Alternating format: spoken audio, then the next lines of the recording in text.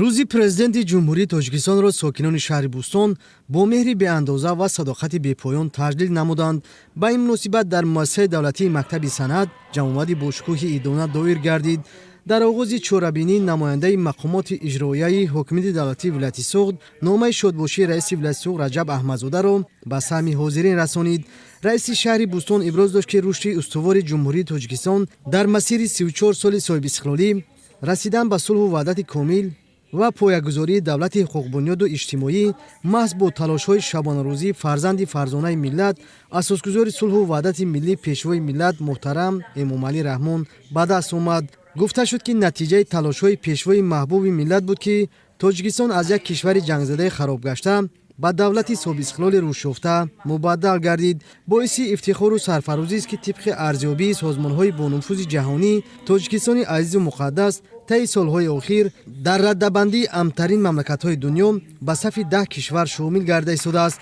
дар соли 2025 низ Тоҷикистон дар ин раддабандӣ дар мақоми дуввум ҷой гирифт, ки далел ва бозгӯ аз сулҳу суботи бемайлон дар кишвари азизамон мебошад.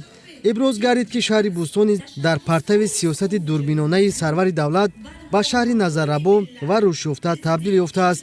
дар солҳои охир дар шаҳр корҳои бунёдӣ ва созандагӣ вусъат ёфта, роҳҳои мошингард, боғу гулгаштҳо, майдончаҳои варзишӣ, муассисаҳои маорифу тандурустӣ таъмиру таҷдид шуданд. бо боварӣ гуфта шуд, ки сокинони шарафманди Тоҷикистони азиз зери сиёсати инсондӯстонаву хиратмандонаи пешвои миллат муҳтарам Эмомалӣ Раҳмон кору зиндагӣ намуда, ҷашни бузурги миллии 35-солагии истиқлоли давлатиро бо рӯҳияи болида ва дастовардҳои шоиста пешвоз мегиранд. барномаи рангини фарҳангӣ, ки васфи корномаҳои пешвои миллат, дастовардҳои замони соҳибистиқлолиро менамуд, ба чорабинӣ шукӯҳи тоза бахшид.